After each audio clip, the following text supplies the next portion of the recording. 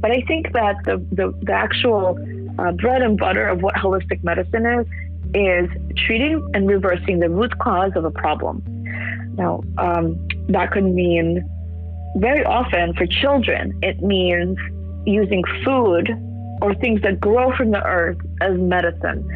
And it doesn't necessarily work right away, but the good news is that it works really, really well, especially in children.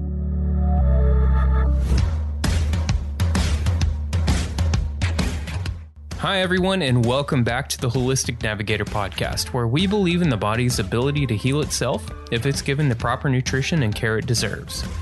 My name is Brian Strickland. I'm the producer of the show, and here with me in the studio is not Ed Jones, but our guest host, Katie Kuhlman. We're excited to have Katie on the show today, sitting in for Ed as we speak with a really special guest, Dr. Nelli Gluzman, otherwise known as Dr. Mom. Dr. Gluzman is a pediatrician practicing in New York, and she utilizes an integrative, functional, and holistic approach to medicine in her practice. This approach is one that focuses on the root cause of chronic illness in children, allowing for the complete reversal of symptoms and the elimination of long-term conditions. Man, we're excited about this episode, and if you've got kids, this is definitely one that you don't want to miss. So let's go ahead and dive right into this episode. Here's your host for today, Katie Kuhlman. Thank you, Brian, and welcome listeners to the Holistic Navigator. You're probably not recognizing a female voice on here. I am Katie Kuhlman. I am Ed Jones's daughter, so I'm honored to be on the Holistic Navigator today. For those who are not familiar with me, I have my master's in holistic nutrition. I have grown up in this industry, and I am so thankful that this has been my way of life and living from a holistic functional medicine standpoint from the moment I came onto this earth.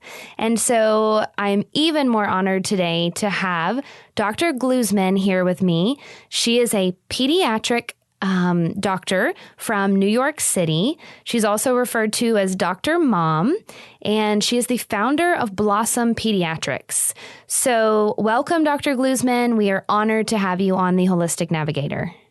Thank you so much, Katie. I'm so excited to be here speaking to you today. I'm a huge fan of this podcast and your work. Thank you so much. Thank you. That means the world to us. So I just want to give a background on you because it's really amazing what you've done with your life in pediatrics so far. So after working with some of the sickest children in the hospitals in New York City, Dr. Gluzman found herself driven by the need from parents to identify the root cause of their children's illness instead of relying on the typical Band-Aid solutions. So talk to me a little bit about that and the foundation and philosophy of your practice. Thank you. Yes, I would love to. So I was already a pediatrician when my own child started to have problems with her health. I was a pediatrician that practiced in a hospital setting. I was really good at making sure that kids who are hospitalized get the conventional treatments that they need, life-saving treatments, and that they go home healthy to their parents. And I was doing this for a couple of years when my own daughter became really sick. That 1 year, she was, I believe it was like 7 courses of antibiotics in 1 year.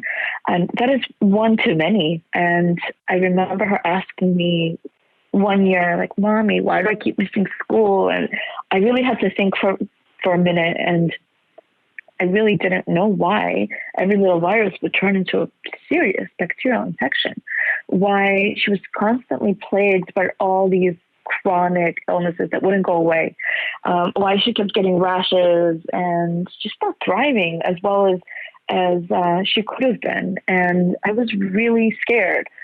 I was confused. I was angry. I was shocked that how does a conventional pediatrician working in the hospital not know how to keep her own daughter healthy? And I realized really quickly that this is just half the story, that we really need to be doing something besides treating the symptoms and putting out the fires to restore health and to reverse chronic illnesses in children.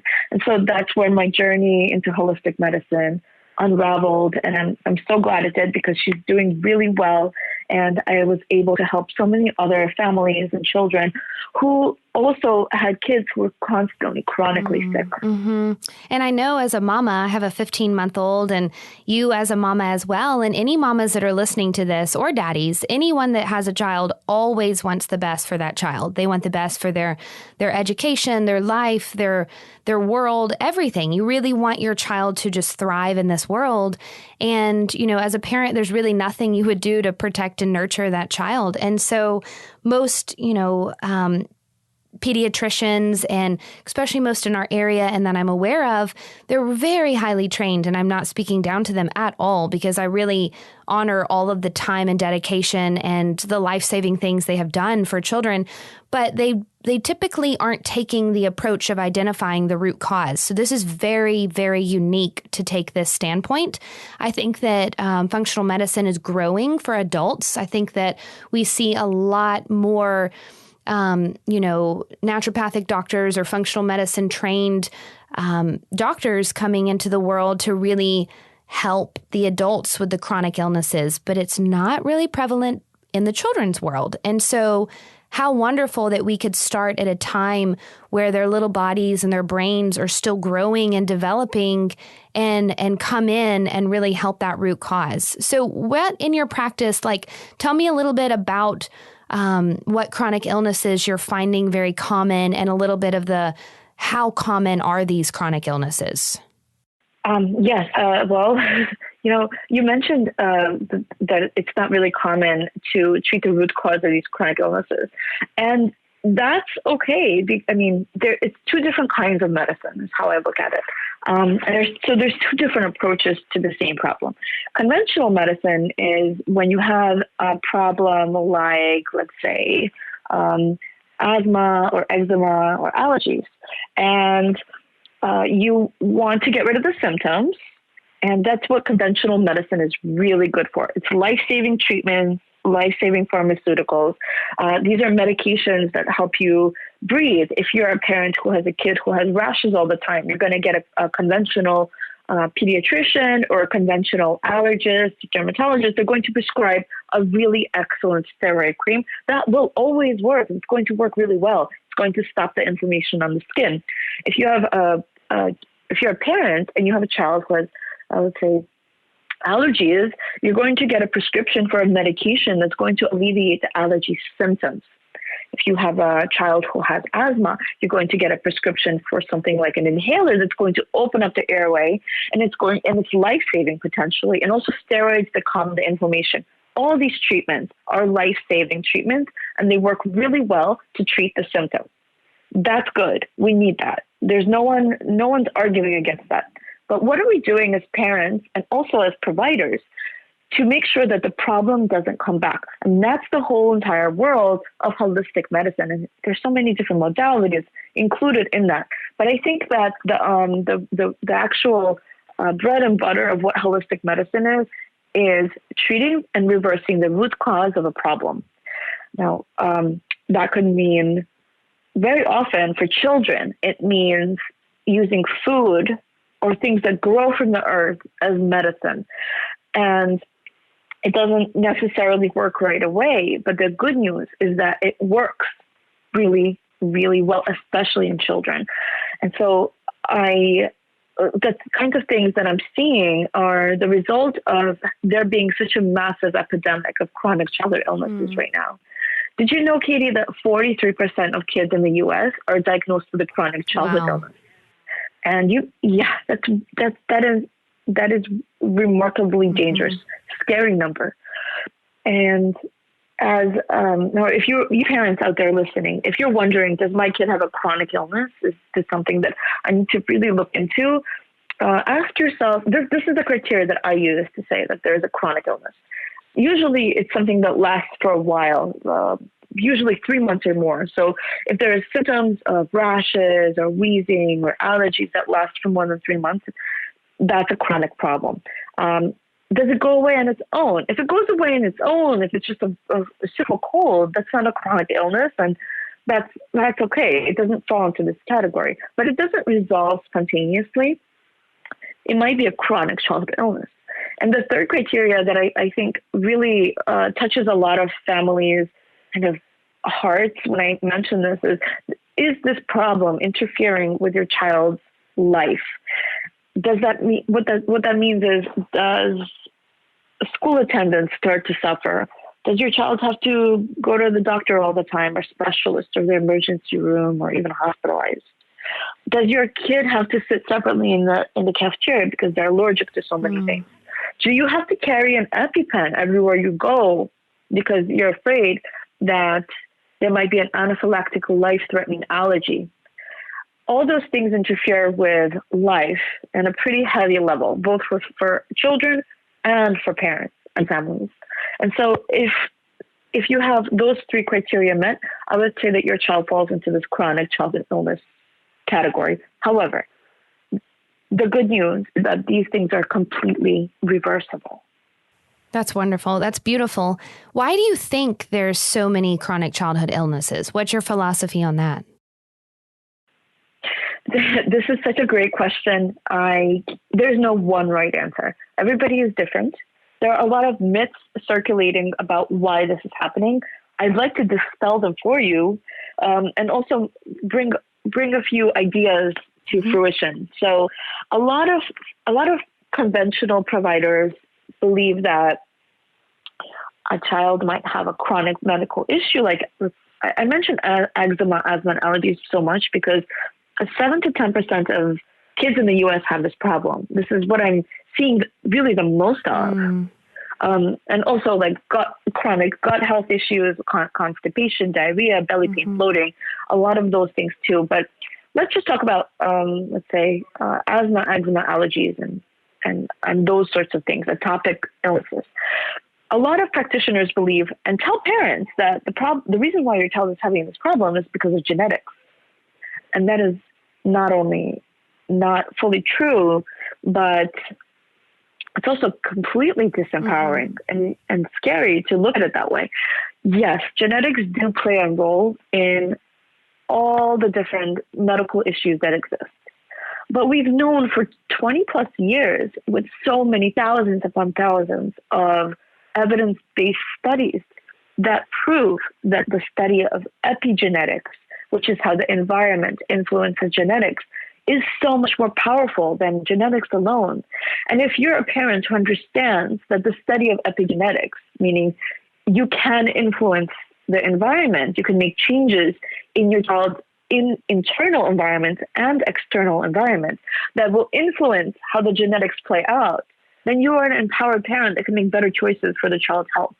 So that is one difference between conventional medicine and holistic medicine, that we believe in holistic medicine, that you can make the changes that will absolutely change the outcome of how genetics are expressed. 100%. That's such an empowering belief system because that doesn't leave us at the mercy of, oh, well, I can't help that. It's just the way my life is. Instead, it's a empowering viewpoint to know that we can change our life and our outcome and our health. And I think once someone adopts that philosophy, then they have their entire world and life can change.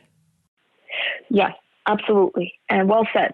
And there's another myth that I'd like to dispel. It kind of drives me crazy because the numbers don't add up. So the myth is that your child will simply outgrow their chronic childhood illnesses.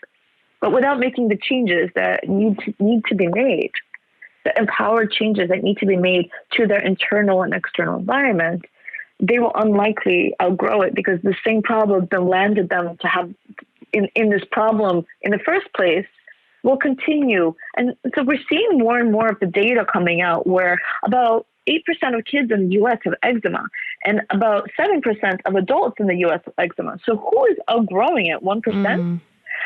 So if you want to be a parent who makes sure that your child not only outgrows it, but outgrows these chronic problems quickly, you need to make some changes. And these changes are not a big deal. They're really available to everybody. These are usually tailored to restoring gut health. And you asked me why so many of these problems are happening now. A lot of it has to do with gut health, and a lot of that has to do with toxicity. And both of those lead to lots of inflammation in the body. But knowing exactly how to heal the gut and restore the microbiome, which is the good bacteria in the gut, will make a huge, drastic change in how these chronic childhood illnesses will go away, and go away quickly. They resolve within, it could be about 30 days. It could sometimes take longer. Sometimes it could take years.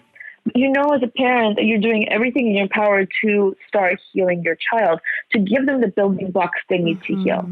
And I know you just mentioned, toxicity as one of the causes of potential chronic illnesses. And I'm always blown away by a study that was performed by the Environmental Working Group. And it was on the body burden of basically the pollution in newborns. So before newborns even come into this, earth side of life, and they're in the womb of the mom, the study found that there was a total of 287 chemicals found from the umbilical cord going to these children in the womb.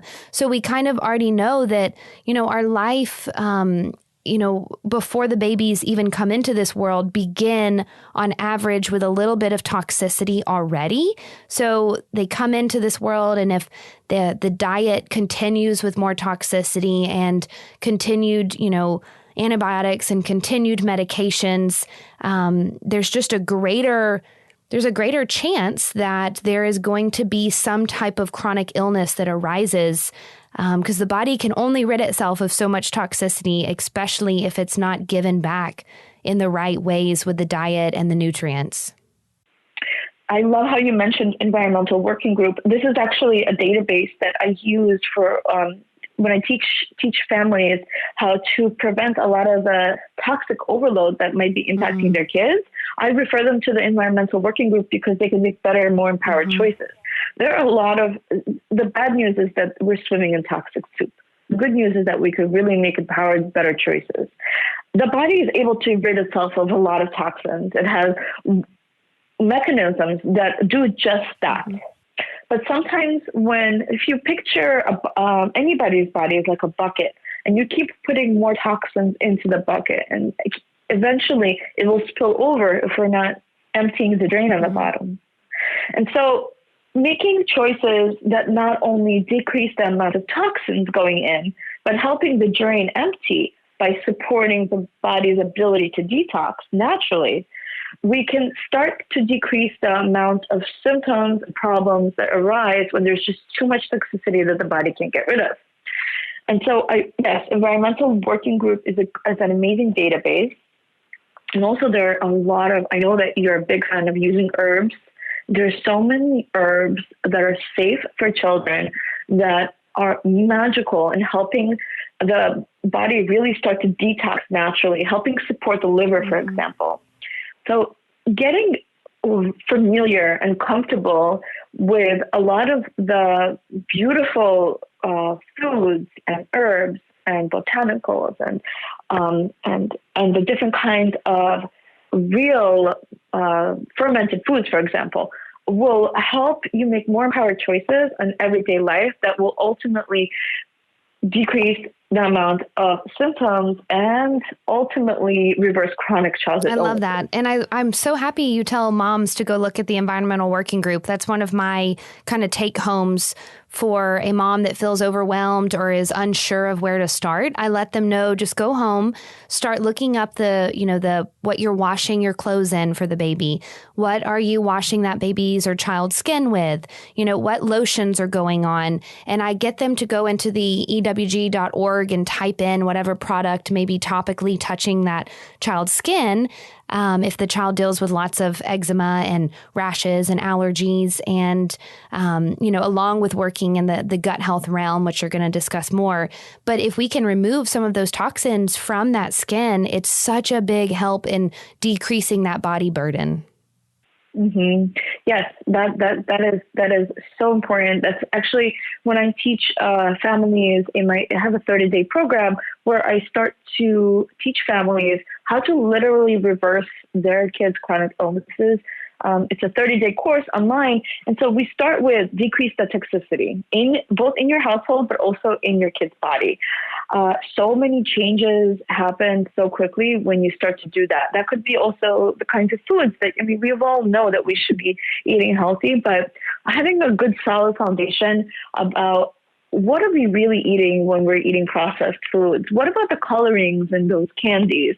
What are we doing when we start to introduce preservatives into a lot of different foods? So toxicity, but I think even more important, and especially right now, is restoring gut health. That is really fundamental for a lot of these chronic childhood problems. Mm-hmm. Restoring gut health. There are many different names for this. A lot of people call this like leaky gut. Others call it dysbiosis. It all is on the same spectrum of problem. The problem is the gut health is jeopardized. The endothelial lining, which is the cells that literally lines the gut, they might not be as well supported, and the lining of the gut could start to break down. And what that means is not only does it prevent toxins from coming out, but kids are not absorbing nutrients properly. They're not able to detox, get rid of the things that they don't need in their body, and they're not able to absorb the nutrients that need to grow and heal and thrive. At the same time, a lot of different antigens or large proteins are getting into the bloodstream that shouldn't be there. And that can cause a whole plethora of allergy symptoms. If you heal the gut lining and then you repopulate it with a good, healthy, diverse microbiome, which are the beneficial bacteria, the beneficial yeast, the beneficial viruses, you have all the different microbiome cells that literally keep everything moving, working, digesting, and supported. And that's also so fundamental to reversing chronic childhood illness. So tell our listeners that is baseline. Tell our listeners for who may be unfamiliar with leaky gut. Is that something that could occur after the use of antibiotics? Is that something that once a mom has given a round of antibiotics, the repopulation of those good bacteria is so important? Speak a little on that. So we've seen an emergence of these chronic problems really when antibiotics were introduced on a grand scale in about the 1950s. And if you really, the babies actually get their microbiome in their guts populated from mom when they're born, when they pass through the vaginal canal. And so let's say you have a child, and you yourself as a mom have been on you listeners, how many courses of antibiotics have you been on when you were a child? Some people up to 20, even 30, even a few courses is enough to kill a lot of the beneficial bacteria in the gut. And let's say you have a baby and you had a C-section. That baby doesn't pass through the vaginal canal and gets populated with the type of population that they should be populated with because they've never passed through the vaginal canal. So they might end up getting seeded in their guts with other types of bacteria. And let's say you're a mom and you did have a vaginal delivery for your baby, but you needed to get antibiotics because you were GBS positive in order to prevent possible infection. And so that baby is also not being seeded with the right microbiome. And so if you take that and then plus add on a few ear infections to the mix, maybe strep throat to the mix, and then you have a 5-year-old who has been exposed to not only their own courses of antibiotics that knock out a lot of the beneficial populations in the gut, but mom has not been able to give you the proper microbiome. So you really need to focus on restoring that microbiome in order to make it diverse and beneficial and healthy. And this is actually really, really easy to do. Our ancestors knew this. This is very traditional medicine. There's nothing new about this. The best way to do this is to start eating your live probiotics in the form of fermented foods. I don't know where this got lost in translation in modern times, but most traditional cultures had some kind of fermented, which is a live probiotic food, in their culture that they were eating.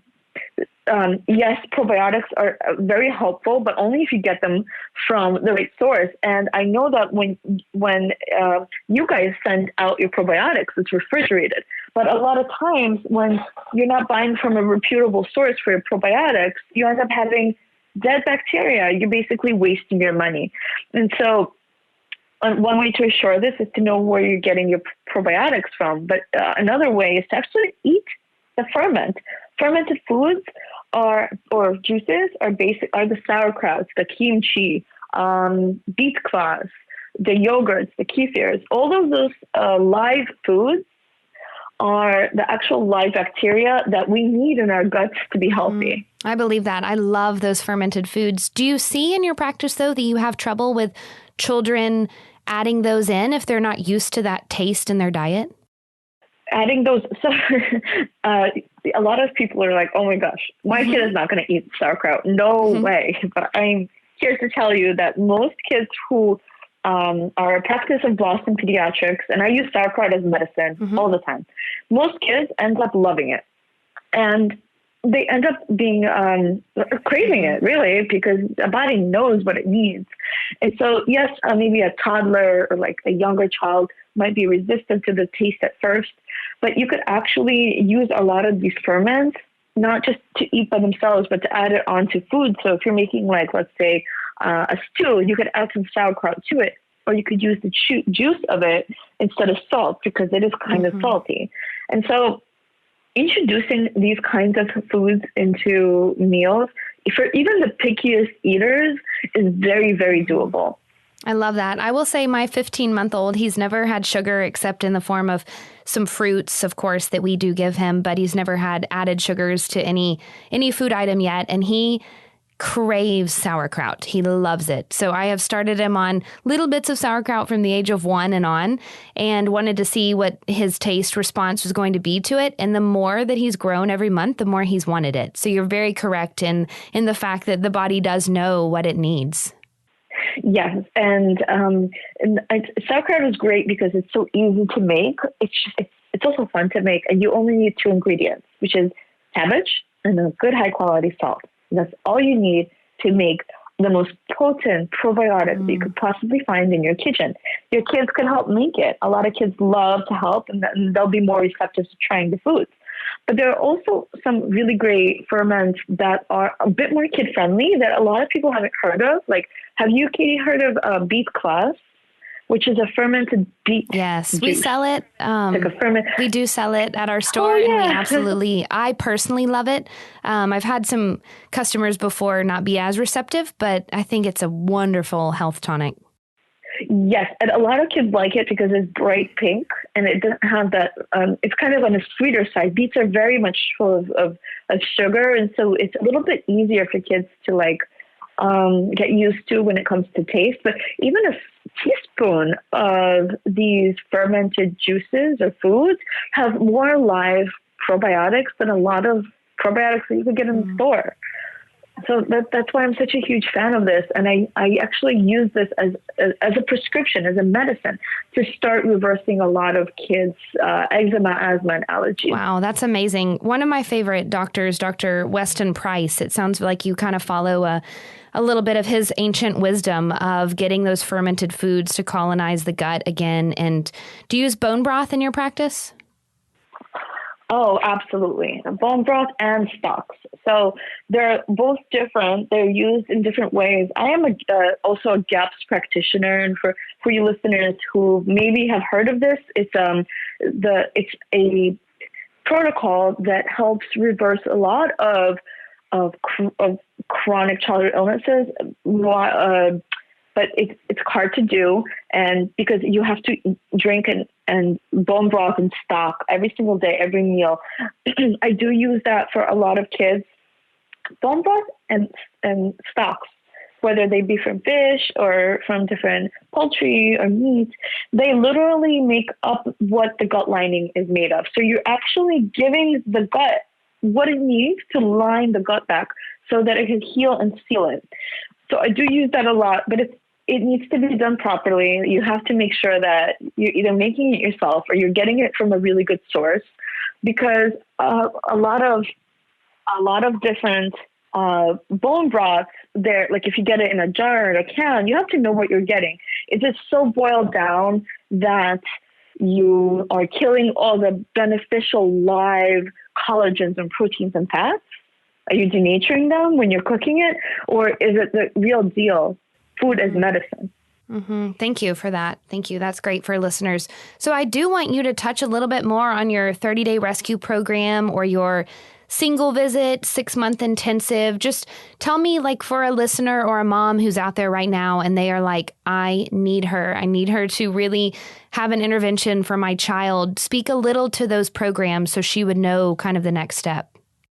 I would love to. So there are a few different ways to work with me. If you're a parent who has a kid with eczema, asthma, allergies, constipation, autism symptoms, that's kind of what I specialize in. It's not limited to that, but I have been bringing kids through this journey for a while now and literally reversing a lot of their allergies to a point where they don't have to carry an EpiPen anymore, where they're not needing to use any steroid creams or needing to be hospitalized for asthma, pooping well, growing and thriving.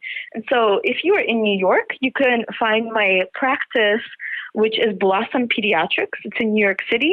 And if you're outside of New York, I bring families through this same protocol through a live virtual class.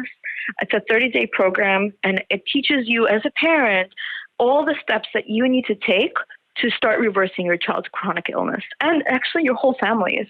I noticed that a lot of people who start this for their own child end up doing it for themselves. And because these are children, everything that is appropriate for children is also appropriate for adults. And so you can also find this information on my website, which is blossompediatrics.com.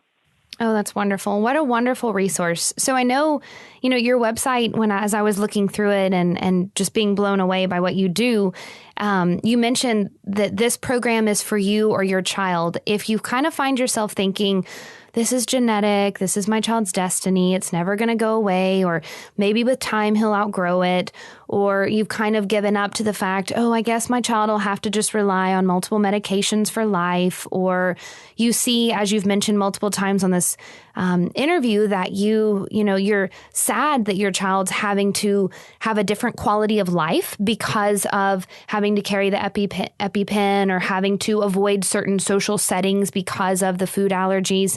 So if you are a parent and you're hearing this, then we both right now are telling you that there are options. And this is so, so empowering. We, Dr. Gluzman and I, foundationally believe that, food is medicine, and taking away the wrong things, taking away the toxicity, and giving the right foods, our body innately was meant to heal. It's supposed to heal. It's supposed to be healthy. It's supposed to be vital. And even if your child is in a place of, struggling with some symptoms, that's just the body speaking out to say, hey, I need some attention in this area. Hey, I need to be a little bit nourished. I need to be a little bit listened to. And once it is, and once it's treated in a way that, brings back and restores what was meant to be there, then the quality of life will improve. I know that. Dr. Gluzman knows that. She's seen it in her practice. And, I'm looking through all the places you've been recognized for your practice, and BuzzFeed and Wellness Mama and USA Today and Eat This, Not That, in Enriched Parenting. I mean, so many places are catching on to what you're doing because you are really diving into something that the world and children need. So I am so thankful that we have had this moment, to speak and interview you. And if there's anything else you want to say to listeners, I'd love to give you the last few moments here. Oh, sure. Thank you. Well, I just want to say that I was also a parent that felt overwhelmed by the amount of choices that are available, the amount of different recommendations out there on the internet. And so whether you work with me or with someone else, this is a big, big field. And there are so many amazing practitioners that recognize this same approach, even pediatricians that are converting to this kind of holistic medicine. And so I really encourage you and empower you to start looking beyond conventional medicine to heal your child, because I know that it is doable. People do it, and your child could also be healed from the inside out. Kids heal so quickly, and that is very, very encouraging and so incredible to watch and see and be a part of. And so thank you so much, Katie, for having me on. It was such a delight to speak with you, and I just love how you phrase all the different beautiful ways to look at this approach. Thank you so much. It's been a pleasure to speak with you. I hope we get the opportunity to actually meet in person one day, but this has been just a wonderful opportunity.